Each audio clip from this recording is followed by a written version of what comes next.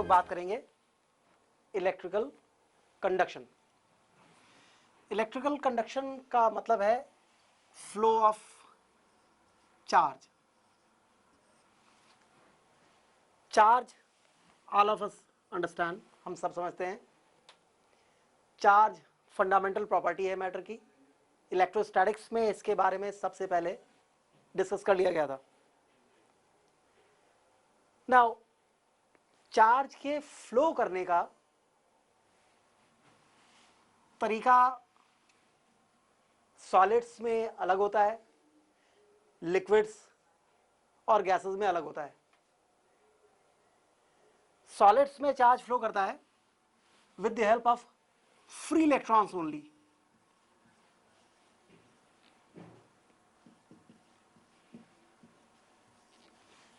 जबकि लिक्विड्स और गैसेस में charge flows with the help of ions. So right now we are mainly interested in conduction through solids. So electrical conduction में charge flows through a medium.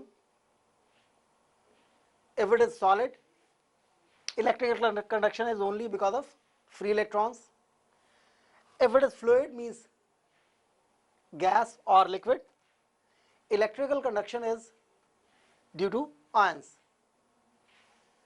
ऐसा नहीं है कि liquids में free electrons नहीं होते या उनकी वजह से इलेक्ट्रिकल कंडक्शन नहीं होता है, बट मेनली लिक्विड्स में it is due to ions. और गैसेस में तो फ्री इलेक्ट्रॉन्स की प्रेजेंस नेग्लिजिबली स्मॉल होती है। गैसेस में it is only because of ions. Now solids में electrical conduction through solids, solids में केवल फ्री इलेक्ट्रॉन्स की वजह से कंडक्शन है। और इसमें हम सबसे पहले डिफाइन करेंगे term electric current. Actually current एक ऐसा टर्म है जिसको ब्रॉड सेंस में यूज किया जाता है। Rate of flow of anything is current. Rate of flow of water is water current. Rate of flow of heat is heat current. Rate of flow of charge is electric current. But normally electric current को सीधे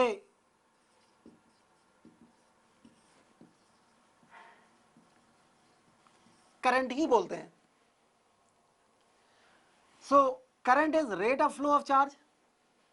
that means current I is Q by T. Q is charge and T is of course time. But when you calculate current like this, current is charge divided by time, then actually you are calculating average current, average rate of flow of charge, total amount of charge flown in time t. So average current is total charge flown through a cross section in time t. Now इसको थोड़ा और अच्छी तरह से समझने की कोशिश करते हैं। Visualise a solid like this. Suppose ये कोई वायर है किसी कंडक्टिंग मटेरियल का। इस वायर में करंट फ्लो करती है। करंट फ्लो करती है का मतलब इस वायर में चार्ज एक एंड से दूसरे एंड को फ्लो करता है। If you are talking about flow of electrons, then let us see how exactly it happens. Now see, अगर आप इस कंडक्टर में करंट का फ्लो डिस्कस करते हैं, चार्ज का फ्लो डिस्कस करते हैं, तो वो तभी पॉसिबल है जब चार्ज के लिए एक एंड पर पोटेंशियल दूसरे एंड के मुकाबले डिफरेंट हो। सो यहां पर plus sign represents a point of higher potential and minus sign represents a point of lower potential. एक पॉइंट का पोटेंशियल दूसरे पॉइंट के मुकाबले ज्यादा है। सपोज ये पॉइंट ए है, ये पॉइंट बी है, and because of this potential difference there is flow of charge from higher potential to lower potential. असल में इलेक्ट्रिक करंट को आप बिल्कुल थर्मल करंट के एनालॉगस अज्यूम कर सकते हैं। +1 में हम लोगों ने थर्मल कंडक्शन पढ़ा है। हीट फ्लो करती है because of temperature difference. Higher temperature वाले पॉइंट से लोअर टेम्परेचर वाले पॉइंट को हीट फ्लो करती है और rate of flow of heat को आप कहते हैं थर्मल करंट। इसी तरीके से चार्ज फ्लो करता है from higher potential to lower potential and rate of flow of charge is called electric current. So electric current के लिए रिस्पॉन्सिबल है पोटेंशियल का difference. Potential at A is greater than potential at B, then charge will flow from A to B. यहां पर charge का मतलब होता है पॉजिटिव चार्ज। अगर आप निगेटिव चार्ज के फ्लो की बात करेंगे तो मामला उल्टा हो जाएगा। Negative charge will always flow from lower potential to higher potential. So current को थोड़ा और अच्छी तरीके से समझने का मतलब यह है कि current is rate of flow of positive charge. जिस डायरेक्शन में पॉजिटिव चार्ज फ्लो कर रहा है वो करंट की डायरेक्शन है। लेकिन डायरेक्शन का मतलब यह नहीं है कि करंट वेक्टर क्वांटिटी है। असल में करंट अकेले वेक्टर क्वांटिटी नहीं है, बट अभी हम लोग उस कॉम्प्लिकेशन में एंटर नहीं करते हैं। सो इस सारे डिस्कशन में we come to a final conclusion that I is Q by T and ये हो गया average current, total charge circulated divide by total time. And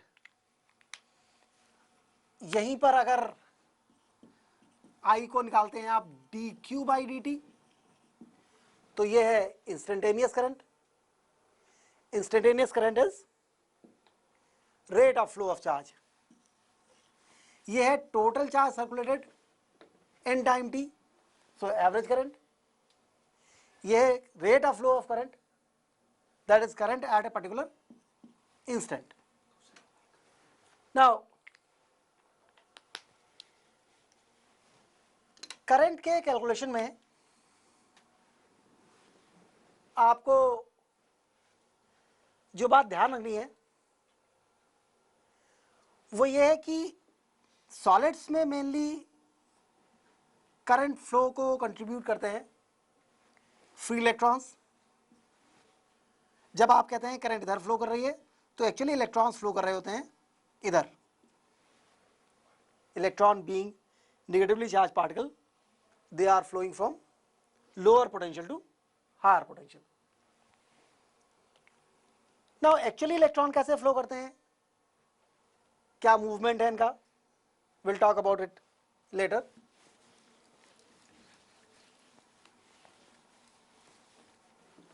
अब देखिए इलेक्ट्रॉन्स का मूवमेंट। सॉलिड्स में free electrons, that means electrons are free to move inside the boundary of solid. जितना अच्छा conductor उतने ज़्यादा free electrons per unit volume conductor में available होते हैं। दिस इज रफली of the order of 10 to the power 24 to 10 to the power 26 free electrons per centimetre cube. Now with this carrier density, free electrons move inside the solid like gas molecules in a container. They move in all possible directions with almost all possible velocities randomly. जब तक आप इस solid के across कोई potential difference apply नहीं करते तब तक इन इलेक्ट्रॉन्स का मूवमेंट कुछ इस तरह का होता है कि आप कोई भी क्रॉस सेक्शन सॉलिड में कंसीडर करें,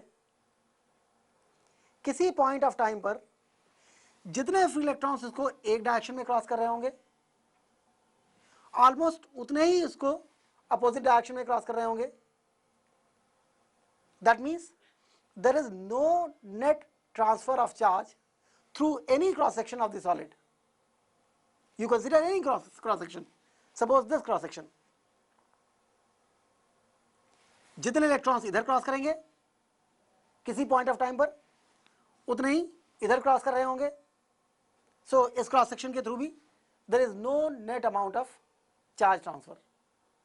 और इस तरीके से हालांकि हर समय ये फ्री इलेक्ट्रॉन्स हर पॉसिबल डायरेक्शन में हर पॉसिबल वेलोसिटी से मूव कर रहे हैं, बट फिर भी इस कंडक्टर में कहीं पर कोई भी नेट करंट नहीं है. And every part of the conductor is maintained electrically neutral. So अगर एक अकेले इलेक्ट्रॉन की बात करें तो बहुत लार्ज टाइम स्पैन में इसका टोटल डिस्प्लेसमेंट ऑलमोस्ट जीरो ही रहेगा, because it is moving randomly. So in random shots it will come back to its original position in large amount of time. और इस तरीके से एक बड़े टाइम में इस इलेक्ट्रॉन का टोटल डिस्प्लेसमेंट ऑलमोस्ट जीरो है. या अगर इसका कुछ डिस्प्लेसमेंट है भी तो वो दूसरे इलेक्ट्रॉन्स की वजह से कैंसिल कर जाता है. लेकिन जब आप यहां पर फील्ड अप्लाई करते हैं, कंडक्टर के एक एंड को पॉजिटिव और दूसरे एंड को नेगेटिव करते हैं, इस तरह से एक इलेक्ट्रिक फील्ड एस्टैब्लिश होती है from positive end to negative end. ये इलेक्ट्रिक फील्ड फ्री इलेक्ट्रॉन्स पर फोर्स अप्लाई करना शुरू करती है. अगर सपोज आपने इस डायरेक्शन में इलेक्ट्रिक फील्ड एस्टैब्लिश की तो electron being a negatively charge particle will start experiencing force opposite to the field. Electrostatics में हम पढ़ चुके हैं, पॉजिटिव चार्ज पर फील्ड की डायरेक्शन में फोर्स लगता है, नेगेटिव चार्ज इलेक्ट्रॉन इस पर फील्ड की अपोजिट डायरेक्शन में फोर्स लगता है.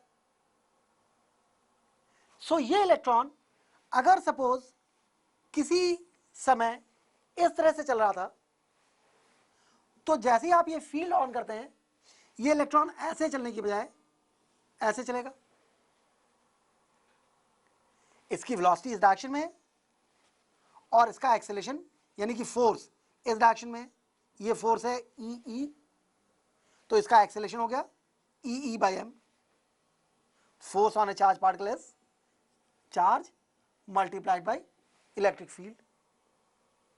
इलेक्ट्रॉन का चार्ज नेगेटिव है तो इलेक्ट्रॉन पर लगने वाला फोर्स इलेक्ट्रिक फील्ड की डायरेक्शन के अपोजिट आता है. सो जब ऑब्जेक्ट का वेलोसिटी इधर, एक्सेलरेशन इधर, तो ऑब्जेक्ट चलेगा एक कर्व पाथ पर और एक्सेलरेशन की तरफ उसकी वेलोसिटी बेंड करती है. नाउ ये इस कंडक्टर में प्रेजेंट सभी इलेक्ट्रॉन्स के लिए होता है जब आप फील्ड अप्लाई करते हैं.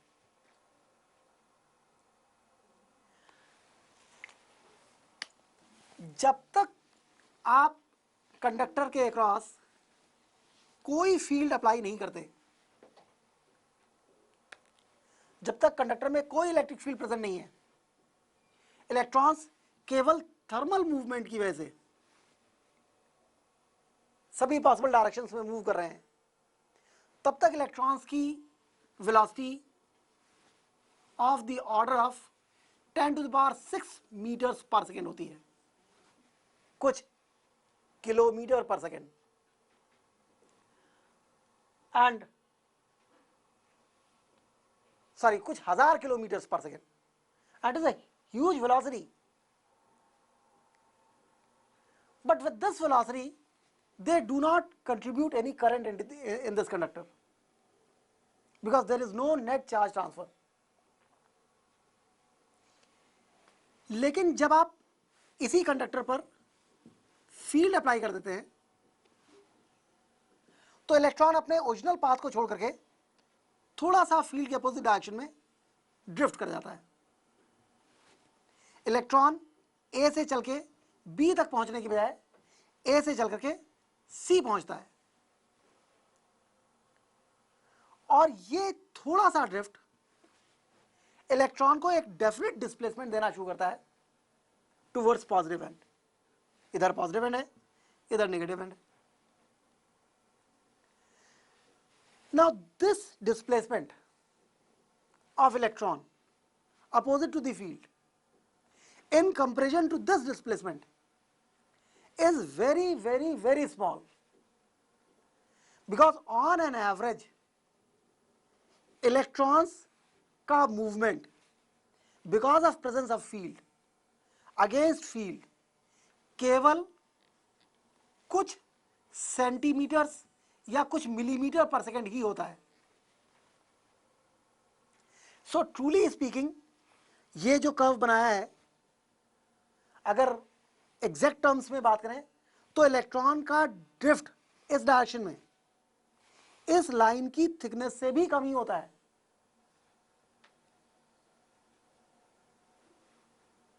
This drift is very small,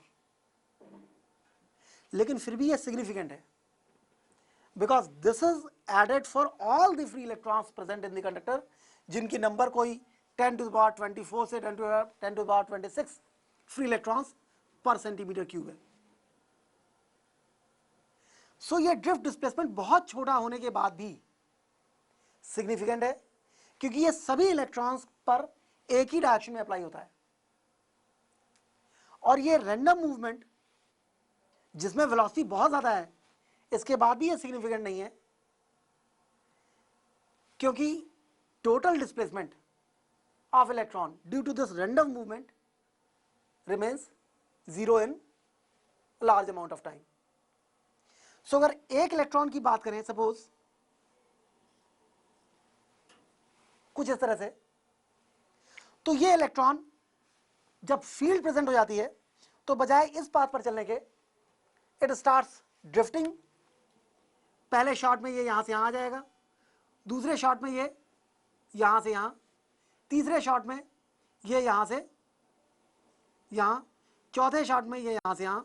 her shot के लिए the electron will keep drifting towards positive end, and finally you will see the electron is instead here will come out here. So this much displacement, and this displacement is there for all the electrons present here. This contributes conduction current.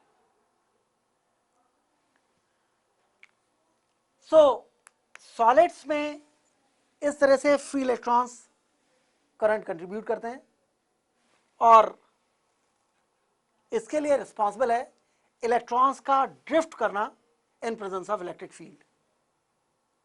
सो इसके लिए सबसे पहले हम लोग एक important term define करेंगे, that is drift velocity.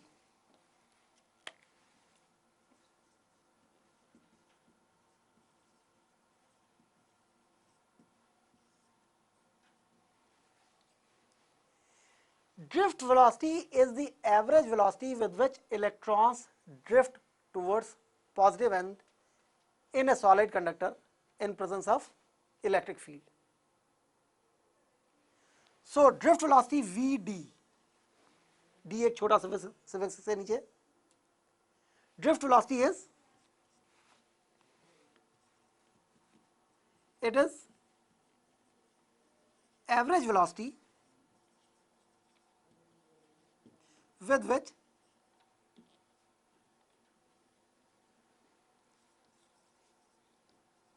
electrons drift towards positive end in presence of electric field. ये drift velocity की डेफिनेशन है, और आपको पता है कि drift velocity is of the order of 10 to the power -2 to 10 to the power -3 meters per second, few centimeters per second only.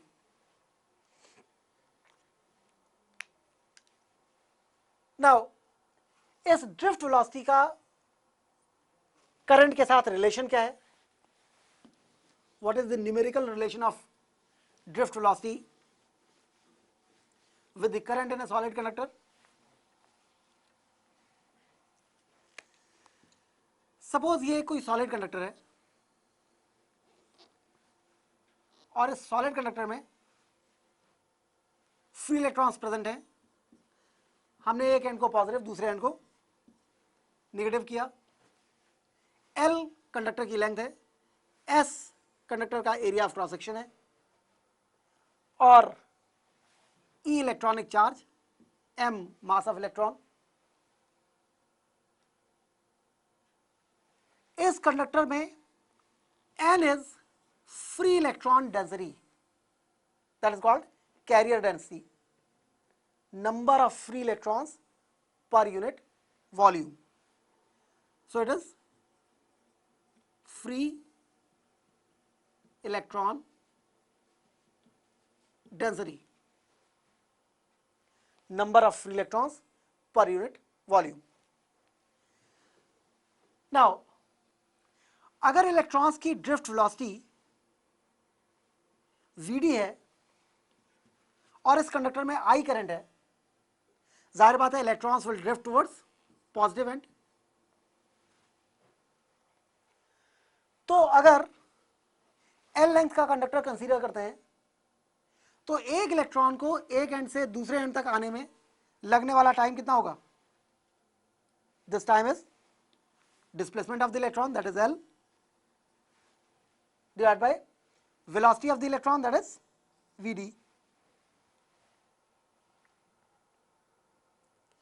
इतने time में इलेक्ट्रॉन यहां से यहां आ जाएगा, इसका मतलब इतने टाइम में इस क्रॉस सेक्शन के से आगे जितना भी वॉल्यूम है उसके सारे फ्री इलेक्ट्रॉन्स इस क्रॉस सेक्शन को क्रॉस कर जाएंगे। सो इस पूरे वॉल्यूम में जितने भी फ्री इलेक्ट्रॉन्स प्रेजेंट हैं वो सारे के सारे फ्री इलेक्ट्रॉन्स इस क्रॉस सेक्शन को इतने टाइम में क्रॉस कर जाएंगे, क्योंकि इतने टाइम में यहां वाला इलेक्ट्रॉन यहां पहुंच जाएगा। सो यहां से आगे वाला इलेक्ट्रॉन हर हालत में इसको क्रॉस कर जाएगा क्योंकि उसने भी एल डिस्टेंस ली है। सो यहां से यहां तक के जितने भी फ्री इलेक्ट्रॉन हैं वो सारे के सारे इतने टाइम में इस क्रॉस सेक्शन को क्रॉस कर जाएंगे। सो इस क्रॉस सेक्शन से इतने टाइम में कितना चार्ज फ्लो करेगा, सबसे पहले number of free electrons present in this volume, that will become what, n is number of free electrons per unit volume multiplied by volume of this conductor, that is S into L, area of cross section into length of the conductor। ये conductor का volume, volume into number of free electrons per unit volume, that is total number of free electrons present in this conductor or L length of the conductor। Now ये जो total free electrons हैं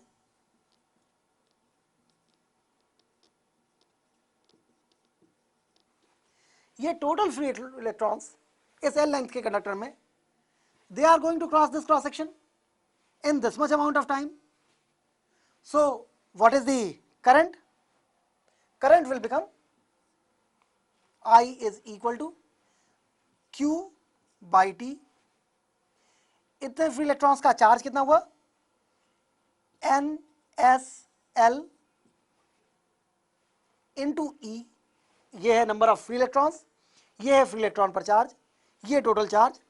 इतने time में T की value है L by Vd, L से L cancel, I will become I is NsEVd, this D is suffix of V, Vd। So current flowing through this conductor I is NsEVd।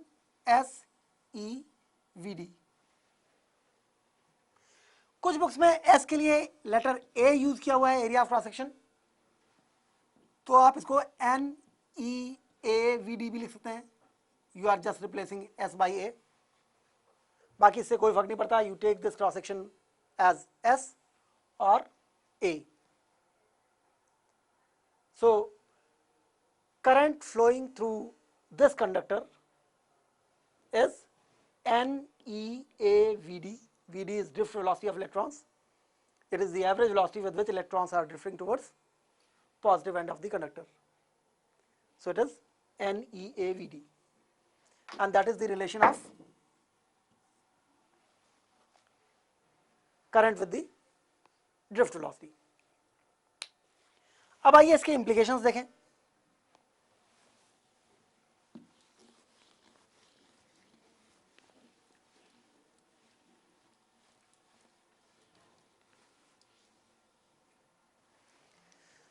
Now see, when we write I is NEAVD, N is number of free electrons per unit volume, E is electronic charge, A is area of cross section of the conductor, VD is drift velocity of electrons.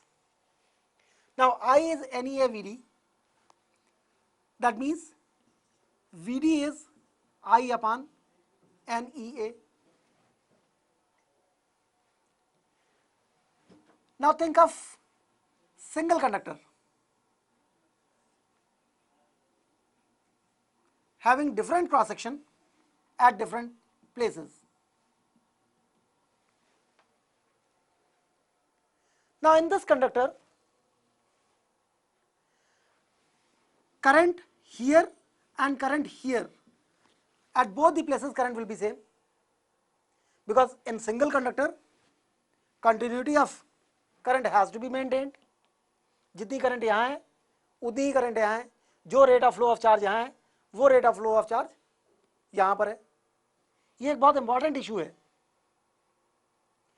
अगर conductor के एक cross section पर charge के आने का rate ज़्यादा हो और दूसरे क्रॉस सेक्शन पर चार्ज के जाने का रेट कम हो, तो कंडक्टर का ये पोर्शन पॉजिटिवली चार्ज होना शुरू हो जाएगा.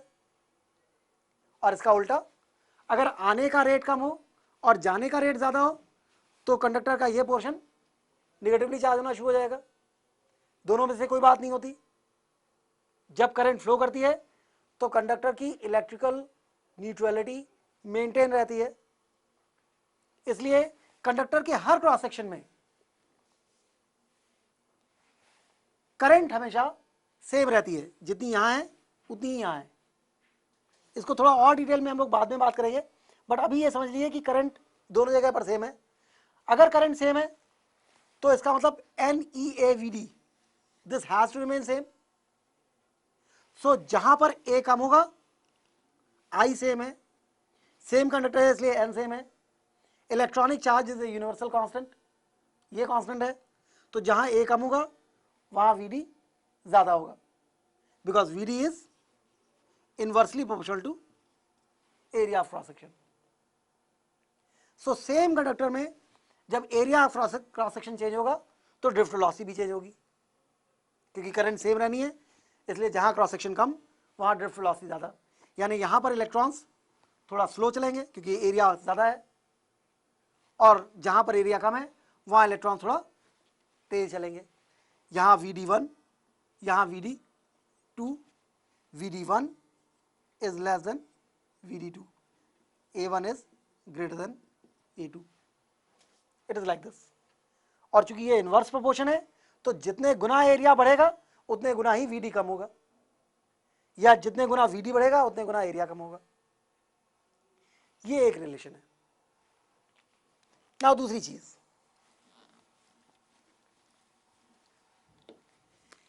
एक ही कंडक्टर है,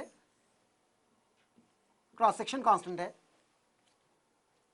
if you change current only, you can change this current by changing electric field across it.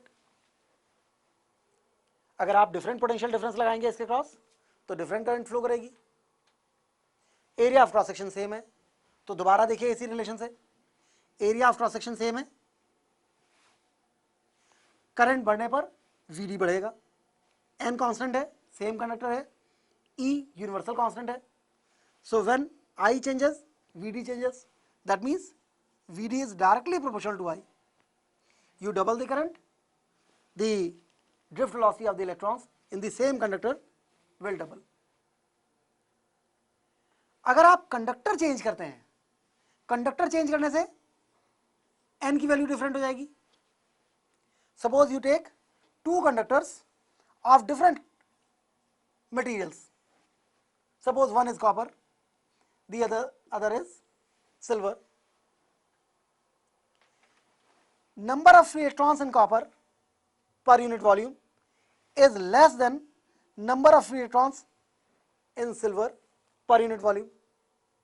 Silver is more conducting compared to copper, or you can talk about iron, which is even less conducting. So what will happen here? अगर दोनों का area of cross section A है, दोनों में suppose same current flow कराते हैं, आई same है, ए same है, ई यूनिवर्सल कांस्टेंट है, तो V D is inversely proportional to number of free electrons per unit volume. जितना अच्छा कंडक्टर होगा same area of cross section के कंडक्टर में, उतना ही कम ड्रिफ्ट वेलोसिटी होगी, क्योंकि इसमें number of electron per unit volume उतने ही ज़्यादा होंगे.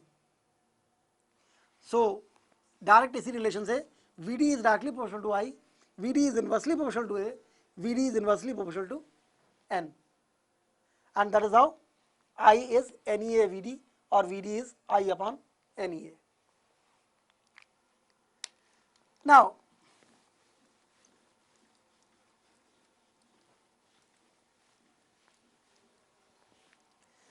सॉलिड कंडक्टर्स में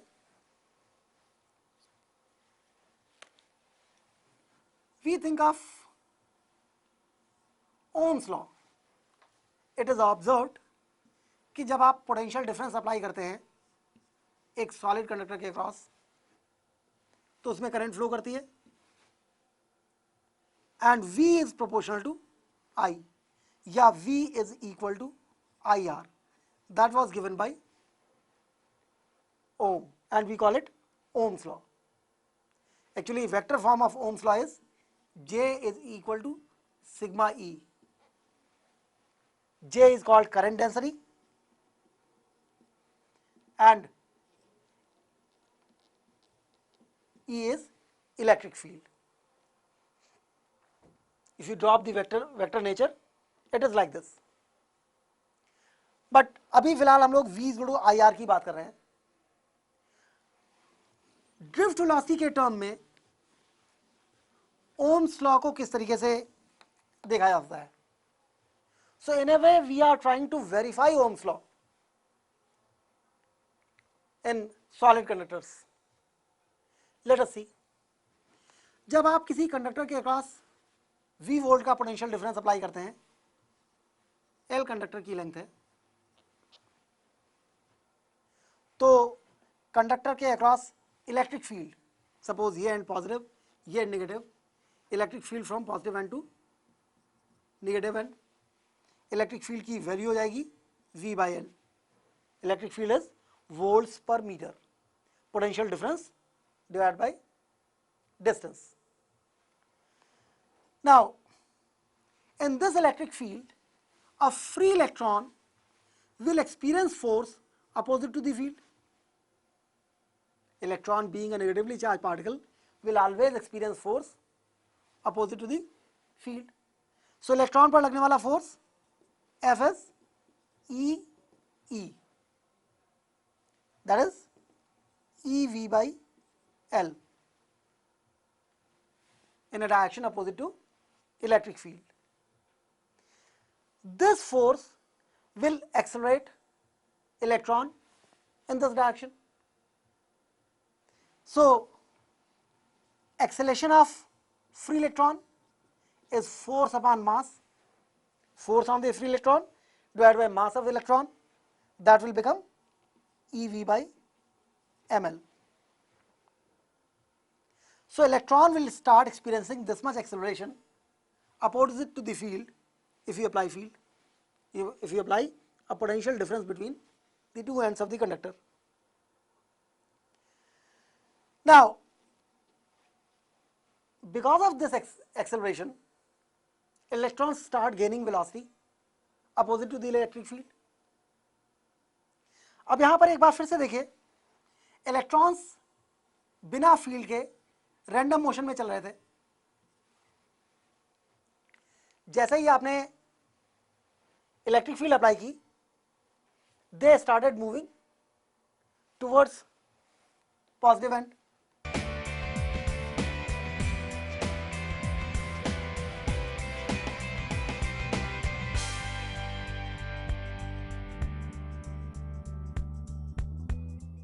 नाउ तो इलेक्ट्रॉन्स पर जो रैंडम मोशन है,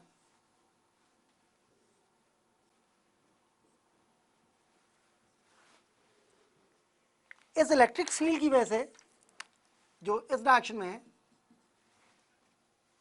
electron opposite to electric field move करते हैं और इस तरह से इलेक्ट्रॉन पॉजिटिव एंड की तरफ ड्रिफ्ट करना शुरू करते हैं। और ये ड्रिफ्ट इतना छोटा है कि it is better to assume कि drift velocity of electrons random motion velocity of electrons पर सुपर इम्पोज्ड है।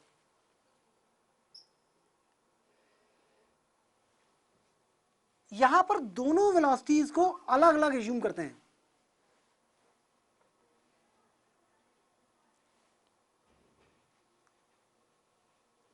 जो क्लासिकल अंडरस्टैंडिंग है हमारी वेलोसिटी की, उसके मुकाबले ये थोड़ा सा डिफरेंट है।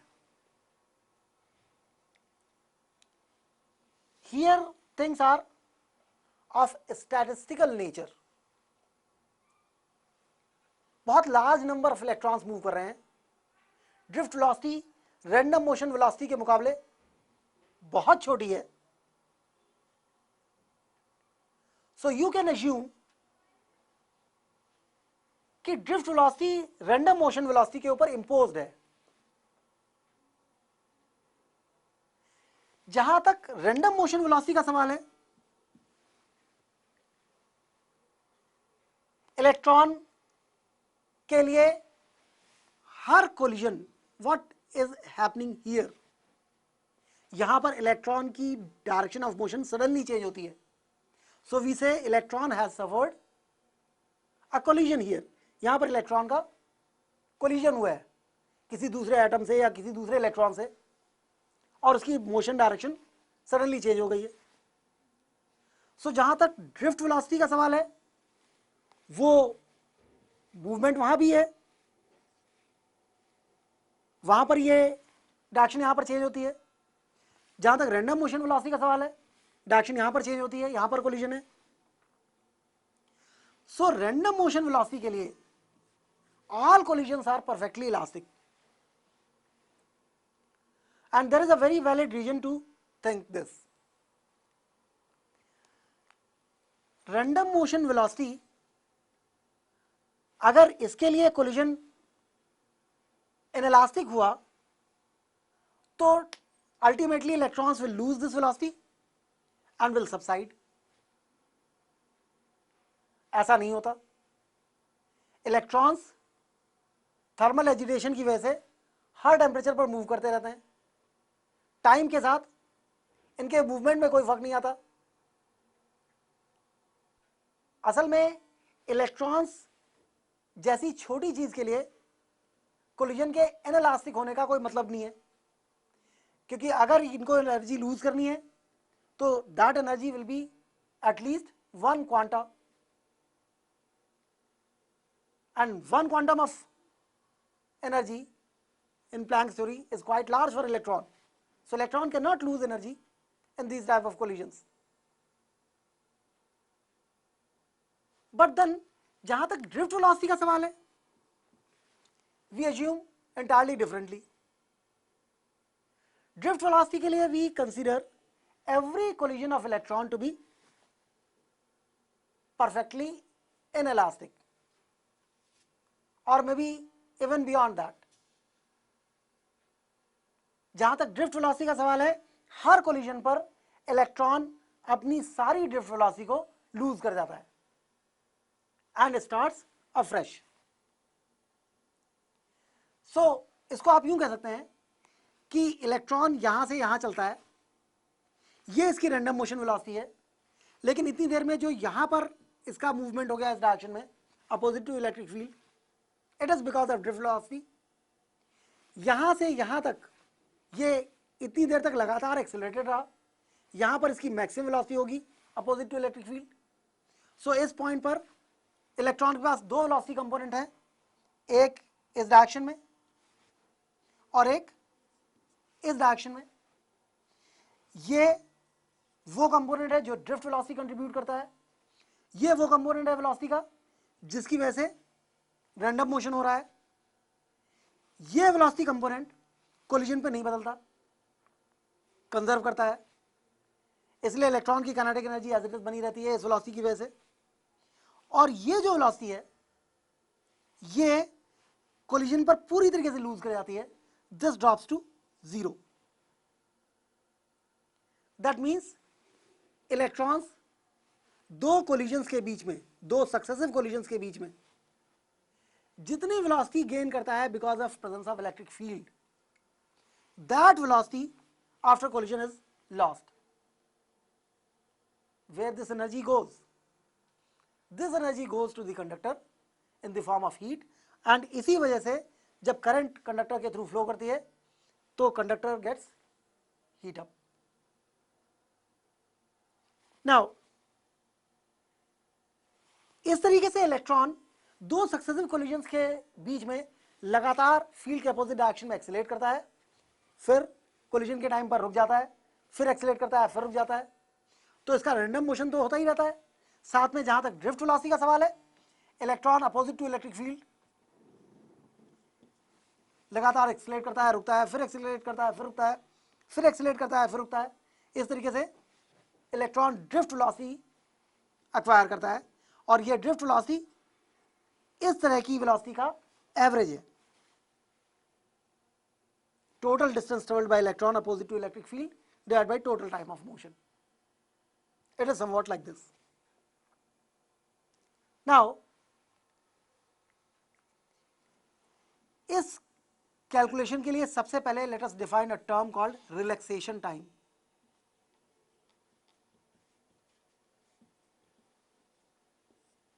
We call it tau. Relaxation time is the average time interval between two successive collisions of electron.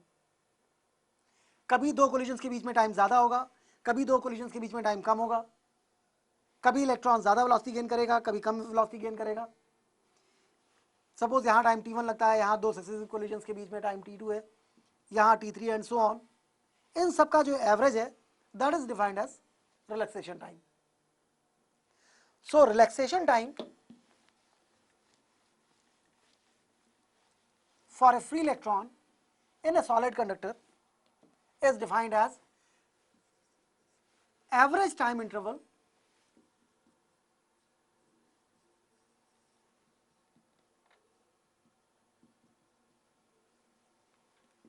between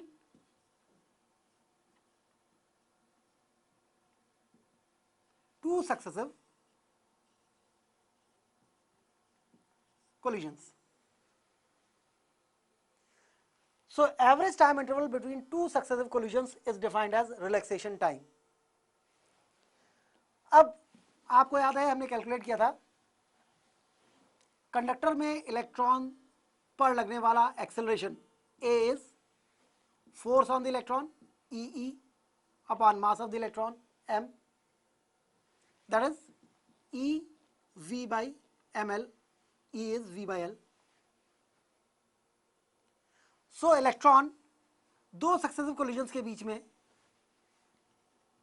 zero velocity से इशू करके, ये ड्रिफ्ट वेलोसिटी के टर्म में बात हो रही है, रैंडम मोशन वेलोसिटी तो एज इट इज रहती है।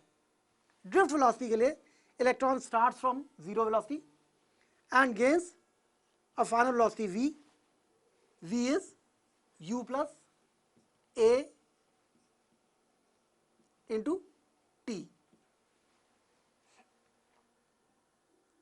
Now अलग अलग दो सक्सेसिव कोलिजन्स के बीच में अलग अलग टाइम लगता है, तो इलेक्ट्रॉन अलग अलग फाइनल वेलोसिटी गेन करता है।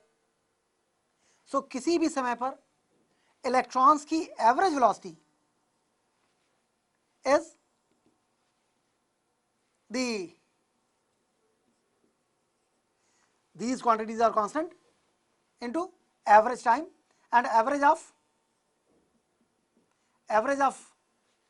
time between two successive collisions is relaxation time, that is EV tau upon ml. So drift velocity of electron Vd is EV tau upon ml. कुछ इंडियन ऑथर्स की book में drift velocity को जब इस तरह से कैलकुलेट करते हैं तो कुछ अलग तरह की कैलकुलेशन ली गई हैं, हालांकि we do not agree with that, will follow the version of NCERT, but few people say like this: drift velocity is the total displacement of electron in relaxation time divided by time itself, that is half a tau square divided by tau. If you calculate by this, you get half a is EV by ml, एक tau cancel हो गया into tau, so they get EV tau upon 2 ml. But ये जो average है ये वो average नहीं है जिसके बारे में हम लोग बात कर रहे हैं. So please do not consider this. We are trying to calculate number average. This is total displacement upon total time for one electron. We want to find out average velocity of all electrons at a particular instant opposite to electric field. That is number average. So that is EV tau upon ml, not EV tau upon 2 ml. Now, अब हमारे पास drift velocity के लिए दो calculations हैं. Vd is equal to I upon NEA जो हमने पहले calculate किया था करंट के लिए, और Vd is equal to EV tau upon ml.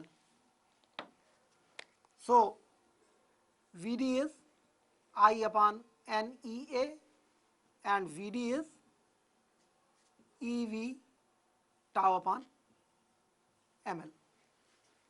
These two. Now from these two, if we equate, we get I upon NEA is equal to EV tau upon ml. Therefore, V is equal to I upon NEA into ml upon E tau. That is I into ml upon n E square, E into E, and E square a tau. Now for a given conductor, this quantity, यहां पर देखिए m है mass of free electron is a universal constant, L is length of the conductor, for a given conductor it is a constant, n number of free electrons per unit volume, it is property of the material of conductor, for a given conductor it is constant, E is electronic charge, it is again a universal constant, A area of cross section of the conductor is again constant for a given conductor, and then tau relaxation time. Tau depends on so many factors, mainly it depends on temperature, because जब temperature बढ़ता है तो thermal agitation बढ़ता है, thermal agitation बढ़ता है तो electrons के कोलिजन की पॉसिबिलिटी बढ़ती है, and therefore tau then in fact decreases as the temperature increases, tau decreases. So for a given conductor at a particular temperature, this entire quantity is a constant, and therefore we can write V proportional to I, or V is equal to IR if we compare R is equal to ml upon NE square A tau, and that is how Ohm's law is verified, and we got R is equal to ml upon NE square A tau. This R is resistance of the conductor, and m L upon n E square A tau में L और A, they define shape of the conductor. L is length of the conductor, A is area of cross section of the conductor. तो अगर आप एक conductor के लिए बात कर रहे हैं जिसकी लेंथ L है, area of cross section A है, बाकी सारे कॉन्स्टेंट्स m और e इलेक्ट्रॉन का मास और चार्ज है, n number of free electrons per unit volume और टाउ रिलैक्सेशन टाइम है। तो इस कंडक्टर के लिए resistance R is ml upon ne square A tau. ना इसमें जो क्वांटिटी कंडक्टर के शेप पर डिपेंड नहीं करती, यानी A और L को अगर इधर ट्रांसफर कर दें, if we write R A by L, अब जो बच जाती है N E square tau, m upon N E square tau. This quantity does not depend on shape or size of the conductor. It only depends on the material of conductor, or otherwise m and e are universal constants. This quantity is called resistivity of the conductor or specific resistance of the conductor. So now we define a term called specific resistance of the conductor, rho, and specific resistance of the conductor rho is m upon ne square tau. इसकी definition देख लीजिए।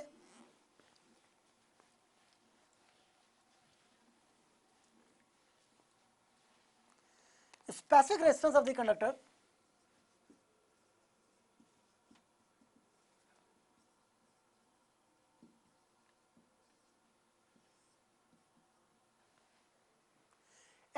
specific resistance of a conductor is defined as resistance of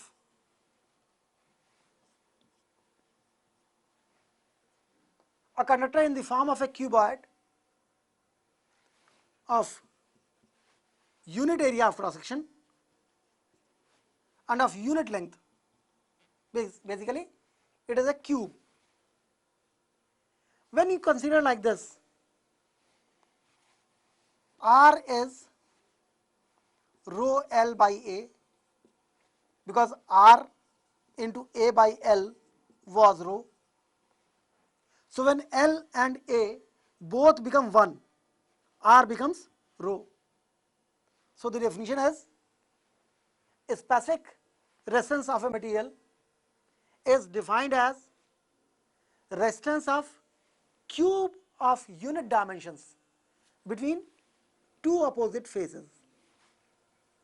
दो opposite faces के बीच में जब आप unit dimension के क्यूब का रेजिस्टेंस कैलकुलेट करेंगे तो एल भी 1 हो जाएगा, ए भी 1 हो जाएगा, you will get R equal to rho, nothing else. Now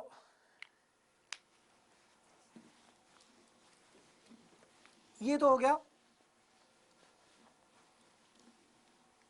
resistivity, that is specific resistance and resistance. Now see, किसी कंडक्टर के लिए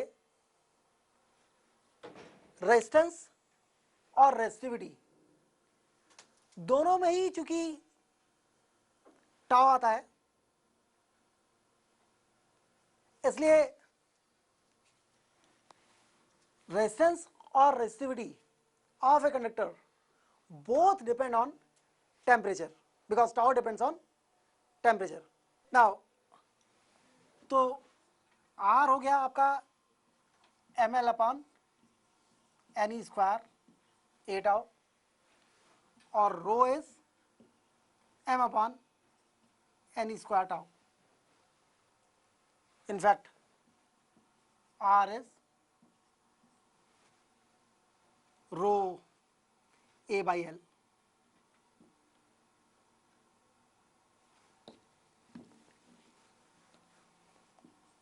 are A by L is rho, R into A divide by L is rho. So यहां से देखें तो rho की units हैं ohm into metre.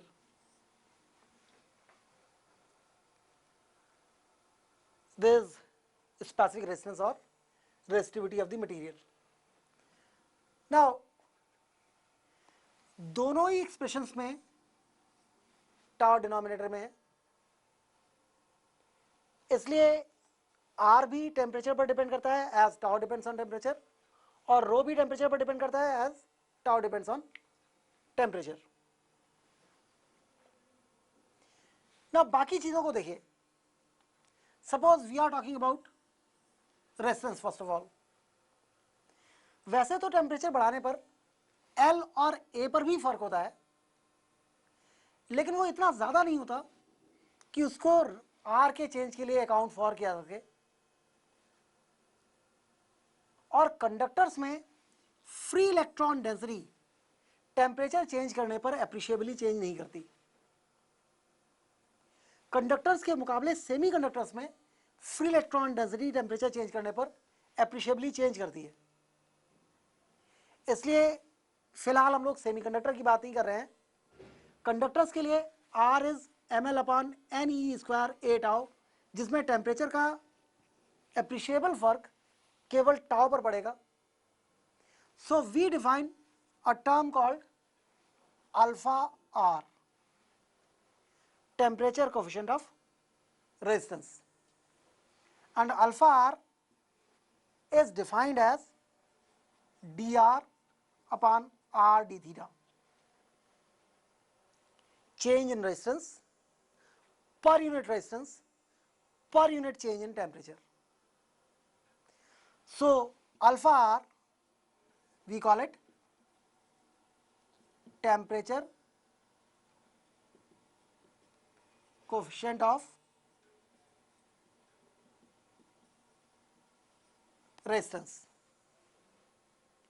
Temperature coefficient of resistance is defined as change in resistance per unit change in temperature. अगर 1 ओम के resistance में 1 degree centigrade का टेम्परेचर चेंज करें तो जितना रेजिस्टेंस में चेंज होता है वो अल्फा आर है, temperature coefficient of resistance, that is per degree centigrade, because dimensionally dr and r will cancel out, it is only per degree centigrade. Now बिल्कुल इसी तरीके से we define another term alpha rho, temperature coefficient of resistivity, it is d rho upon rho d theta, it is temperature coefficient of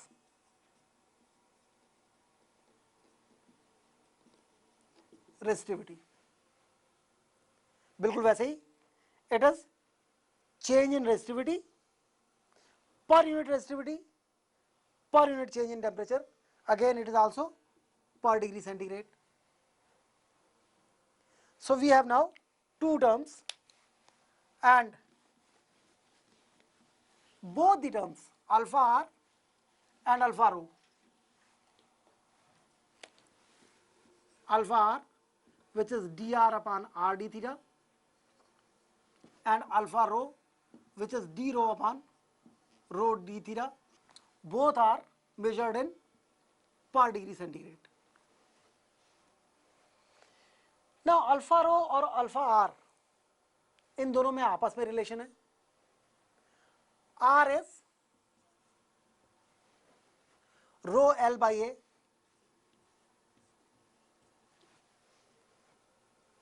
so if you take log and differentiate from both sides, you can calculate relation between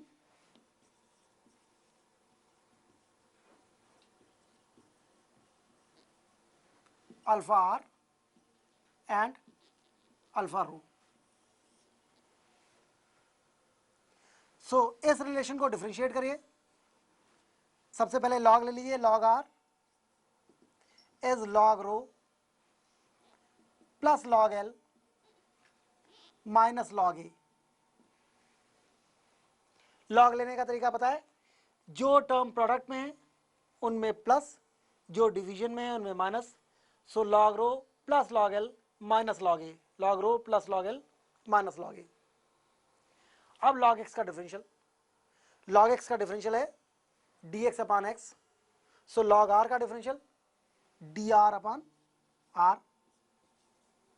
log rho D rho upon rho, log L D L upon L, log A D A upon A. That is how we go by differentiation. Now इस पूरे expression को अगर आप D theta से divide करते हैं तो this becomes D R upon R D theta is equal to D rho upon rho D theta plus D L upon L D theta minus D A upon A D theta. By definition, this is alpha r, this is alpha rho. What this is? Plus one में हमने पढ़ा है dl upon l d theta is rate of change of length per unit length per unit change in temperature. This is what? This is coefficient of linear expansion, simple alpha. और इसी तरीके से dA upon a d theta is beta, temperature coefficient of area or superficial coefficient of expansion. And we also know that beta is 2 alpha. याद होगा आपको plus one में हमने किया था alpha is to beta is to gamma is 1 is to 2 is to 3. So you can write beta as 2 alpha here. And if you write beta as 2 alpha, we get alpha r is equal to alpha rho plus alpha minus 2 alpha. So alpha r is alpha rho minus alpha, or alpha rho minus alpha r is equal to alpha. That means temperature coefficient of resistivity, temperature coefficient of resistance से coefficient of linear expansion के बराबर बड़ी होती है. But इस सारे discussion में ये एज्यूम किया गया है कि you are talking about conductors only, क्योंकि कंडक्टर्स में फ्री इलेक्ट्रॉन डेंसिटी टेम्परेचर के साथ एप्रिशिएबली चेंज नहीं करती है. हालांकि रेफरेंस तो यहां पर नहीं है, but we can talk about the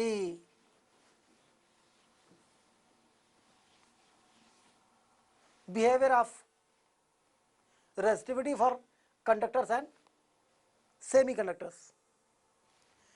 We know conductivity, sigma is called conductivity. Conductivity is 1 upon resistivity.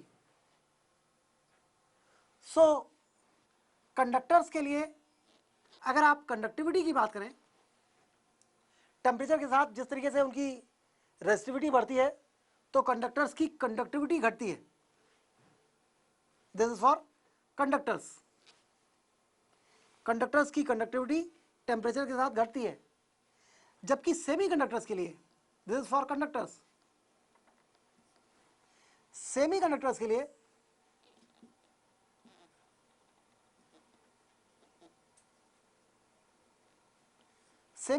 लिए कंडक्टिविटी पहले इंक्रीज करती है और फिर डिक्रीज करती है.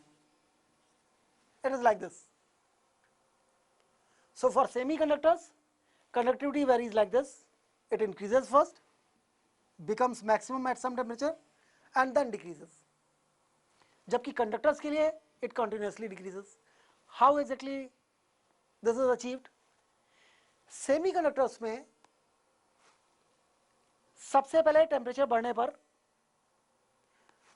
वैसे तो रेजिस्टिविटी बढ़ती है यानी कंडक्टिविटी घटती है रिलैक्सेशन टाइम के चेंज होने की वजह से, पर at the same time free electron density in the semiconductors also changes. Semiconductors में वैलेंस बैंड से इलेक्ट्रॉन्स कंडक्शन बैंड में जंप करते हैं और इसलिए सेमीकंडक्टर्स में एन टेम्परेचर के साथ तेजी से बढ़ता है, इसलिए सेमीकंडक्टर्स में इनिशियली कंडक्टिविटी बढ़ती है। एक पर्टिकुलर टेम्परेचर के बाद फ्री इलेक्ट्रॉन डेंसिटी बढ़ना बंद कर देती है या बहुत स्लो हो जाती है और तब टेम्परेचर बढ़ने का इफेक्ट ओवरकम कर लेता है और फाइनली सेमीकंडक्टर की कंडक्टिविटी टेम्परेचर बढ़ने के साथ साथ घटने लगती है। सो सेमीकंडक्टर्स का बिहेवियर कंडक्टर के मुकाबले थोड़ा सा डिफरेंट है। इसको ज़्यादा डिटेल में मॉडर्न फिजिक्स में ही डिस्कस करते हैं, बट यहाँ पर just for the reference, for conductors conductivity continuously decreases as the temperature increases, whereas for semiconductors it first increases and then decreases. Now एक बार इन फॉर्मूलों को दोबारा देख लिए। सबसे पहली चीज जो हमने कैलकुलेट की थी that was relation between current and rate of flow of charge. If you write I is equal to dq by dt, it is instantaneous current, and if you write I is equal to q by t, it is average current. Then we defined drift velocity as the average velocity of electrons towards positive end of the conductor in presence of electric field, और इसको हमने current के साथ relate किया था। Vd is equal to I upon NEA. Then we tried to calculate Vd in terms of potential difference applied across the conductor, and that was E V tau upon ml. E is electronic charge, V is potential difference applied across conductor, tau is relaxation time, m is mass of the electron, L is length of the conductor, and with this we calculated relation between I and V, and we got V is equal to I into ml upon Ne square A tau. ml upon Ne square A tau को we called resistance of the conductor. So resistance of the conductor is R is equal to ml upon Ne square A tau. Then L और A को अगर इस side में shift कर दें तो जो चीज़ बचती है उसे कहते हैं resistivity. Resistivity rho is R A by L, that is m upon N square tau. Both R and rho depend on relaxation time. For a conductor,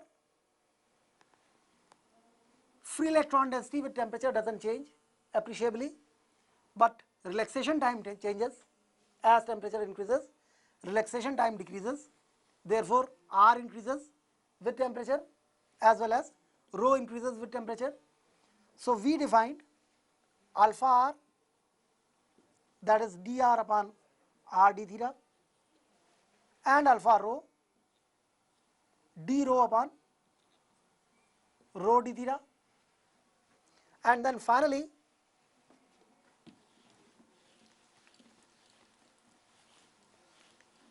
we calculated a relation between alpha r and alpha rho. Alpha rho minus alpha r is equal to alpha temperature coefficient of resistivity, temperature coefficient of resistance है coefficient of linear expansion के बराबर बड़ी होती है. Now relation between alpha for two resistances connected in series or parallel. Let's see.